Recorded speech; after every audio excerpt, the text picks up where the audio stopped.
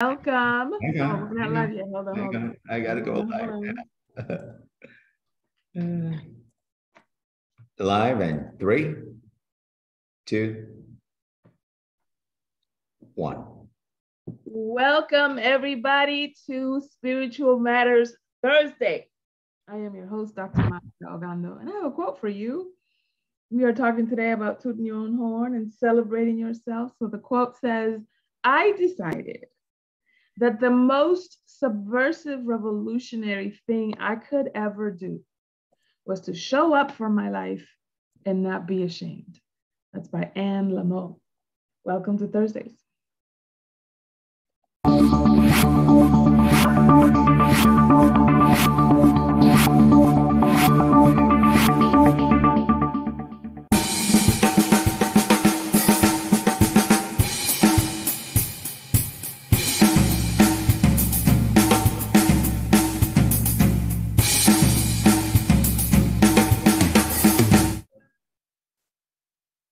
All right. That always jams me up. That always, the percussion in the morning, it's a good thing. It's a good thing to have percussion in the morning. So to get us grounded in the now moment, I have some questions to both stands, both the mobile stand and the computer stand. One of them better not go away. Oh, no. Dan, how are you and what are you grateful for today? I'm just absolutely I'm in awe and I'm awesome because I am what I say I am. Yes. I love that. Yes. And what are you grateful for today? Oh man, I'm grateful for being able to have this conversation here with you and all these amazing huddlers today. Everybody's got this opportunity, but everybody doesn't know they do. That's right. And I know I do. I'm grateful. That's right. We are thankful also. That's awesome. Stacy, where are you and who are you going to hug today? I am in the very place I need to be, right here with my Daily Huddle family, about to absorb some spiritual awakening today. And who am I going to hug today? You know what? I'm going to hug a grad student who came to study with me this year. And if he will let me, I am going to hug him and tell him how very grateful I am that he came to study with me. Oh, that's awesome. That's awesome. Very good. And maybe you can impart on him some of the gems that we're going to drop today, because today we're talking about tooting your own horn, your relationship with self-recognition. Now, if you will allow me a point of privilege, I would like to nerd out a little bit and give you a bit of the sociological background for this question. Because you may remember, this is specific to the United States. You may remember that the United States started becoming what it is today because some runaways from Europe decided to hide out in this mass of land. You knew that, right? There were some runaways. And why were they running away? They were running away because they did not feel like they were being properly represented, that they were being financially exploited. That's where the whole, no taxation without representation thing came in. And that they felt that they were being persecuted for their beliefs, for their religious beliefs, etc. Little did we know that they were going to do that to other people too. But that's another sermon for another Sunday. I want to get to the point specifically that most revolutions in this world, and particularly this very country of the United States, started out because somebody wanted to be themselves. And they would go to the ends of the earth to have the privilege and the right to be who they were, to have the religion they wanted, to live how they wanted, et cetera, without a monarchy on top of them, without any kind of dictatorial rule on top of them, et cetera. And some of the revolutions that we have had in the past 200 years has been because somebody said, no, I am this, and you're not recognizing this, and we have a problem, right? And so this all has a lot to do with the idea of self recognition. The story goes that the Puritans were very humble, very self-effacing people. And part of the culture, part of the moray was that you're not supposed to toot your own horn. That's arrogant, that's sinful, that's almost, what is the word I'm looking for? Blasphemous. Because if there's anybody that you're going to sing anybody's praises, it'll be God, right? Not yourself. And that has kind of permeated our culture in a little bit, in a way where some folks consider it rude to self-acknowledge. And some folks consider it a character flaw to do some self-recognition, that the music sounds better when somebody else is tooting your horn instead of you tooting your own horn. You've heard that? Have you heard that? So I want to get into it with you because I understand that this culture does not celebrate people who celebrate themselves. That's why that Snoop Dogg meme went viral. Do you remember that Snoop Dogg meme when he was getting his star in the Hall of Fame, or the star on the Walk of Fame, and he was like, first of all, I want to thank myself for being me, for putting the hard, long hours at work, for doing what I needed to do when I didn't want to do it. And so, and the reason why it went viral is because, I can't believe he said the quiet part out loud, but also I have felt this way. So in many ways, we were living vicariously through Snoop Dogg because he was saying the things that we wanted to say, and culturally, we have not given ourselves permission to do it, right?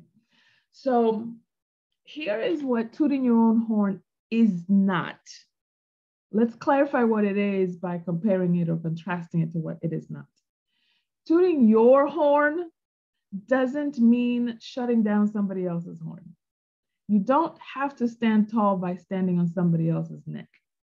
Not necessary. Tooting your own horn isn't about minimizing somebody else's accomplishments or contributions, et cetera, or downing them, making fun of them, et cetera. Not necessary at all. In fact, it disqualifies it from being tooting if you're raining down on somebody else's parade. Because celebrations are not mutually exclusive. You don't have to, for you to celebrate yourself, it is required that you acknowledge somebody else's brilliance as well. Because as some of you may have heard me say, there are no such thing as self-made anything. Sometimes in business magazines, I've seen portraits done or key interviews done with people like, oh, this is a self-made millionaire. There's no such thing. There's no such thing as a self-made millionaire. You know why? Because that person was raised by other people. They at the very least, have parents that made them. They have siblings or cousins or friends or teachers or students or professors or colleagues at work, et cetera, that help them along the way. And so when you're tooting your own horn, what you're really doing is acknowledging everyone else that also supported you along that journey, acknowledging the contribution that other people gave to your life or gave to your preparation, to your education, even to your trauma, in order for you to be who you are, how you are, where you are in this moment. The other piece that tooting your own horn is not is minimizing the parts of you that you're not so proud about, right?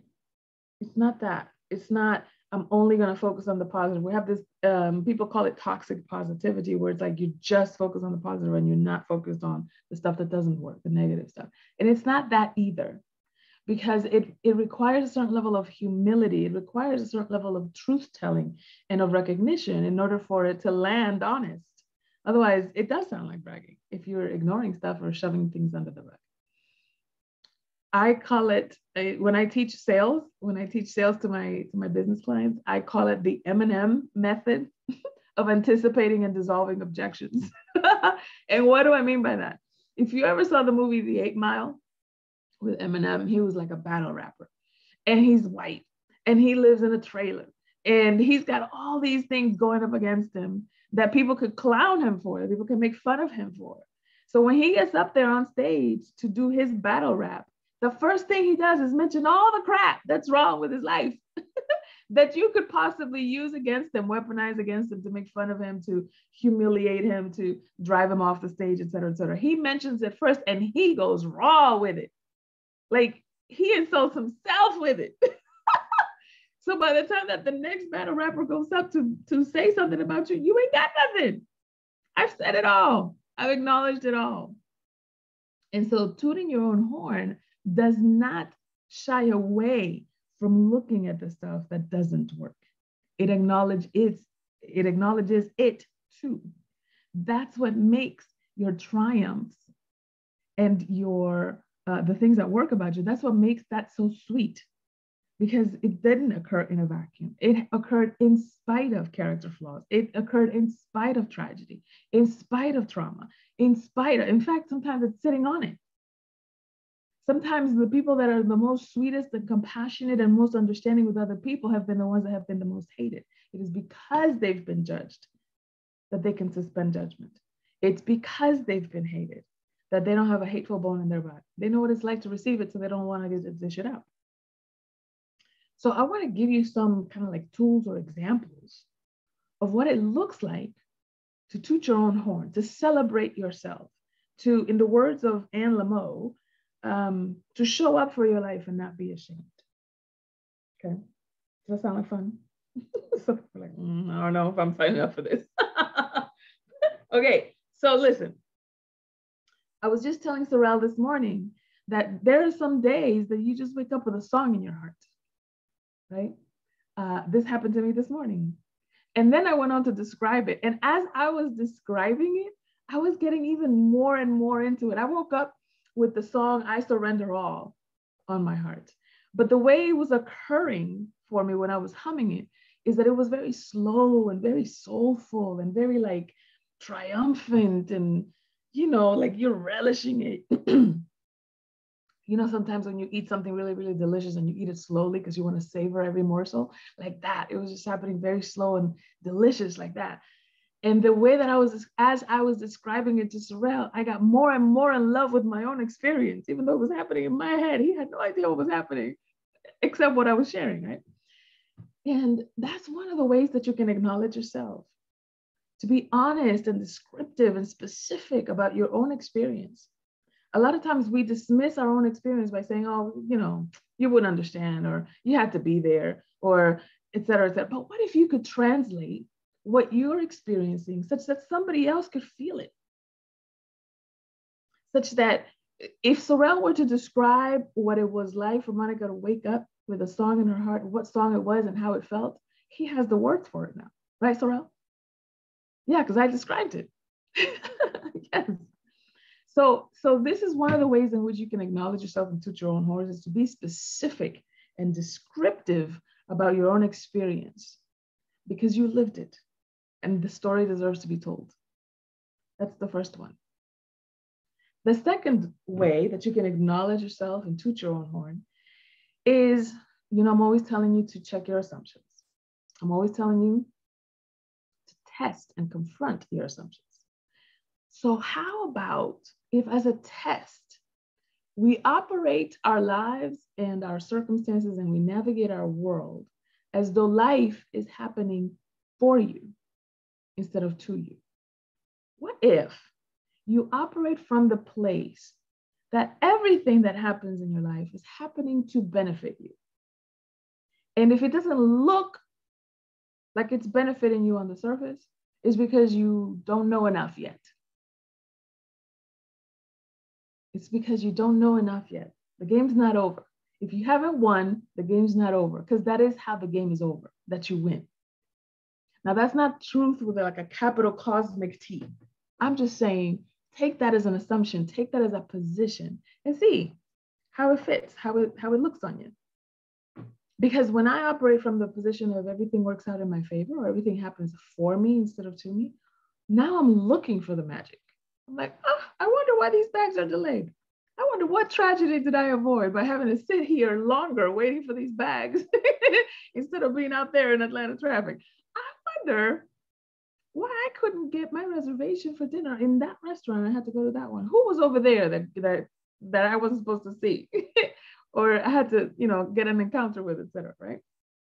So now you become delighted about these surprises instead of feeling inconvenienced or somehow stolen from, because now you're looking for the magic. Now you're looking for how this is working in my favor. Okay, that's tool number 2. And then tool number 3 is to tell it like it is at all times. Speak about the elephant in the room. Sometimes we walk into uncomfortable conversations, we walk into uncomfortable situations, etc. And sometimes we don't want to say the thing that is uncomfortable. But if you become known as the person who speaks about the uncomfortable, then when you speak about the celebratory, people will believe that too. Because you have the temerity to speak about the things that people don't want to talk about. If you speak about what's uncomfortable, right? I remember one time, Sorrel, you may remember this. I remember one time we had a meeting and I was like, I feel like every time that we have one of these meetings, because you want me to do something, just tell me what you want me to do instead of like doing this whole like run around the rosy. It was like, actually, that is not why I call this meeting, but thank you for telling me that.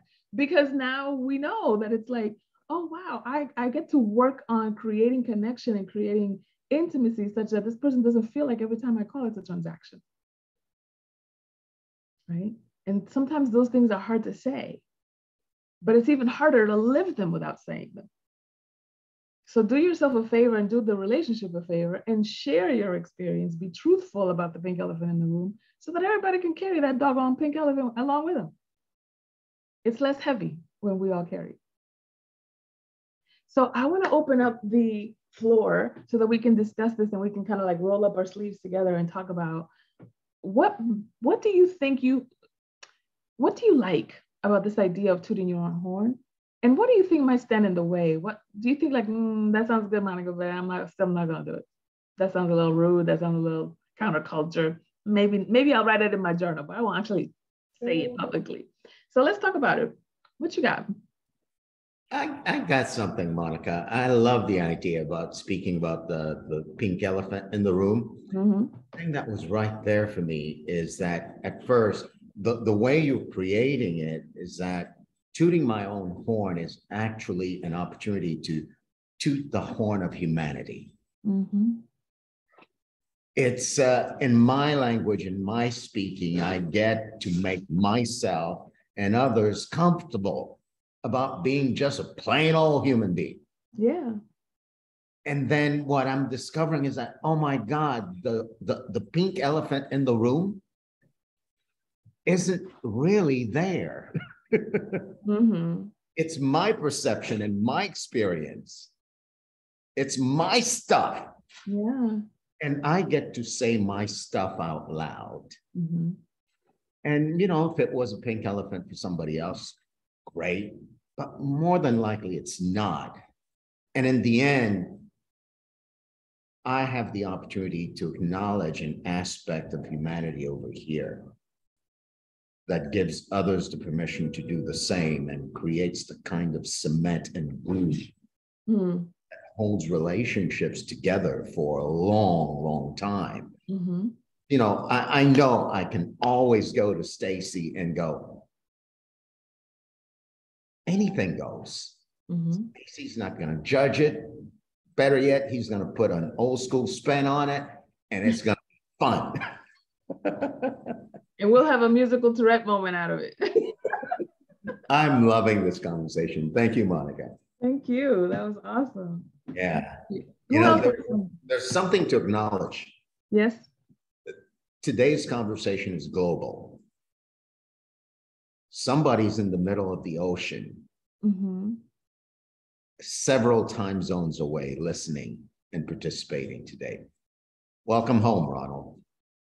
Hey, welcome home, Ronald. Yay. Hey guys, we're at lunch.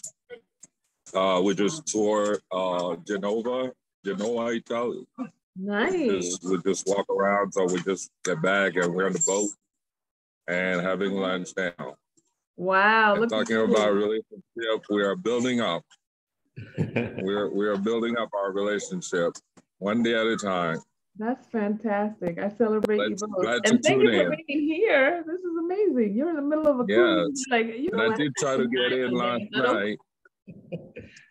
It's about 2:00 here. Wow.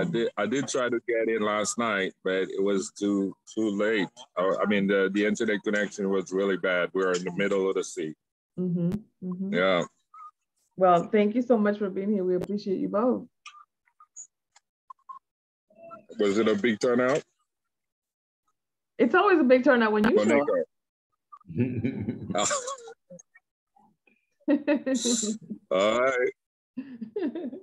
That was fantastic. All right. So what else? Stacy, what you got for me? You know, first of all, you dropped that 8 Mile reference. So I was singing "Lose Yourself" the whole time. It's my favorite song. You know, it's literally one of my favorite songs. It is his palms are sweaty, knees weak, arms are heavy. You know, but he goes into this part where he talks about all of these things, right? The things that you talked about, like he's scared, he's choked. But he goes into this one part of the song where he says, one of my favorite parts, he says, he's dope. He knows that, right? He even acknowledged, he said, I know I'm dope. I know I'm dope, right? He says this in that song.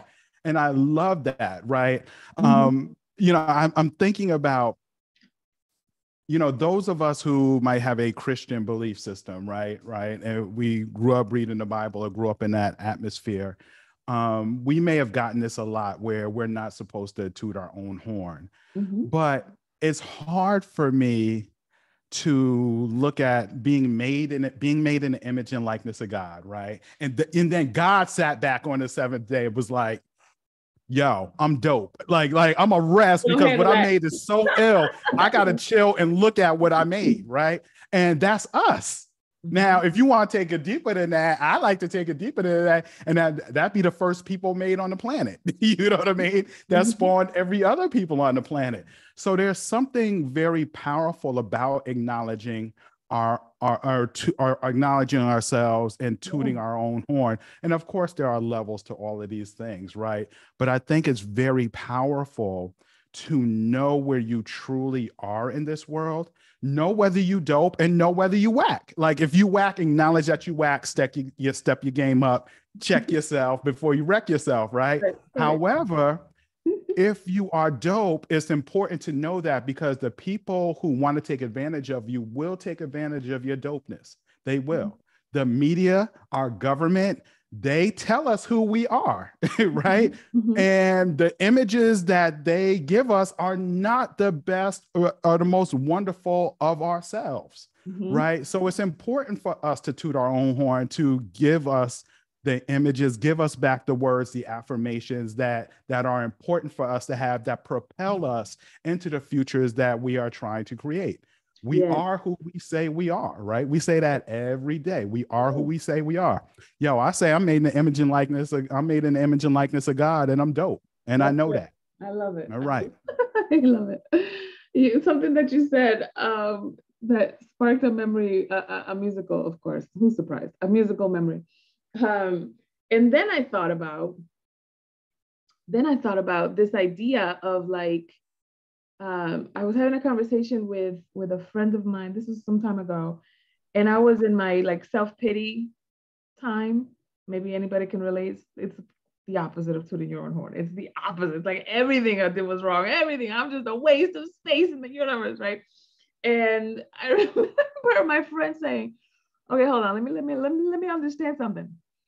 You mean to tell me that the divine intelligence," those are the words that she used. We can use God, we can use whatever word you use for that great I am. You mean to tell me that the divine intelligence that knew exactly how to place the seasons of the earth, the angle of the earth, so it can have a perfect rotation and not fly off of its own axis, the divine intelligence that created birds and bees and fish and mountains and rivers and oceans and knew how to make a human being so that the eyes end up in the eye socket and the nose ends up in the nose and you don't have an arm hanging out of your, like, it was just, you perfectly and wonderfully made. That divine intelligence fell down on the job when they made you. You are its only recordable, documented mistake. They went on break when they made you, when they made a mistake. Man, you special. woo. And it was like the way she twisted it, because I was like, and she was like, no, you're actually being quite arrogant right now to think that of all the perfection in the universe, you are its only mistake. And I was like, dang, that kind of floored me, because I'm thinking that I'm being self-effacing. And she's like, no, you're making yourself special because of your mistakes. Instead of it just, this is just part of human nature. This is just what happens when you fall down on the job, when you fumble the ball, when you say you do something and you don't do it, or it's perfectly normal to feel guilty about that, to feel ashamed about that, and then to switch and make a difference. But to drown in it, you kind of like it. You kind of like being bad. You kind of like being a mistake. You kind of wallow in your self-pity. That's okay. I'm gonna give you 5 minutes. You still got 5 more minutes to wallow in your self-pity. But after that, it's over. After that, we're creating a new moment. And this is the opportunity that tooting your own horn allows you to do, that because you celebrate what is worth celebrating, you can then sit with what's uncomfortable to look at. Because you've given yourself that contrast, and because you've allowed yourself to enjoy what is enjoyable about it. And then we can laugh. Like, we ended up laughing about my self-pity order, because I'm like, girl, you're being absurd. You are tripping right now. Full ing at the end of that verb, right? And so when you can give yourself fully to that experience, just like I gave myself fully to the experience of waking up with I surrender all in my heart, and just like describing it so delicious. It's like, I really wanted Sorrel to get it. I really wanted you to get like how sweet and soulful and just kind of like, syrup on pancakes it was feeling for me. And when you can describe that experience like that, then when you describe, the tragedies, when you describe the sorrow, when you describe the sadness or the drama or the things that aren't working, people believe that too, instead of it being like, overly dramatic. My husband jokes with me sometimes. He says, when I go there, he's like, you're being so Telemundo. Like those novelas, the soap operas, like, oh, oh my God, how will we ever make it? And so just recognize that, yes, we do sometimes fall down on the job, and we're very comfortable pointing out the things that don't work, or pointing out the places where we weren't enough. But for the most part, if you weren't enough, you wouldn't be here. For the most part, if you weren't awesome, you wouldn't be loved the way that you're loved.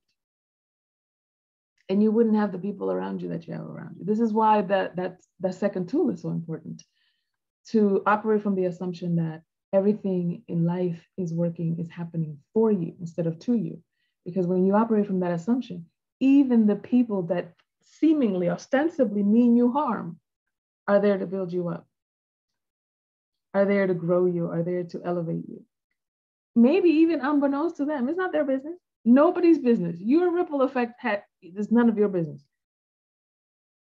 And you get to still be a drop in the ocean and create the difference that you create because you said so, like Stacey says. So one last round robin. Anybody that wants to say something or ask a question before we head out? Before we go on our toot out your own horn day? Oh, thank you so much for being here, Ron. We appreciate you bringing your lovely wife and being with us in the middle of your cruise, in the middle of your vacation. We appreciate you. I feel like rapping, Monica. I know, right? Whether you're whack or dope, go ahead and toot your horn. There we go. There you go. That's a dope chorus. We can work with that. Sorrel's got bars. Sorrel's got bars. Bars. Awesome. Anything from you, Stan, before we wrap? No, I'm just taking it in. I just love being able to be given the permission through somebody else's voice for me to celebrate myself. That's right. It's nice having people that concur with that, that endorse that. Yeah. Because quite often we don't do it enough. That's exactly right. Yeah. Maria, what you got? Greetings. Good morning. So as we toot our own horn, my last words are, until further notice, celebrate everything. Yeah, I love it. That's a great way to leave. That's a great goodbye on a voicemail or like on a sign off in your email. That's great. I love it. I'm going to take that on. Thank you. Thank you, everybody, for being here. Remember the Patty Dabrowski's rules for living: love, love, love, love. Give of yourself, give of your time, give generously. Sleep at least 7 hours a day. Eat more plant-based, stress less, laugh more, shake your tail feather, move your body, exercise, go for a walk, dance, get a little dance break in the middle of the kitchen. You know, I do that all the time. And of course, the Monikah addendum.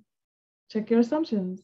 Check yourself before you wreck yourself, so that you can choose your assumptions instead of unconsciously living from them and calling it fate, as Carl Jung would say. Thank you, everybody, for being here. We love you. See you next time. Thank you.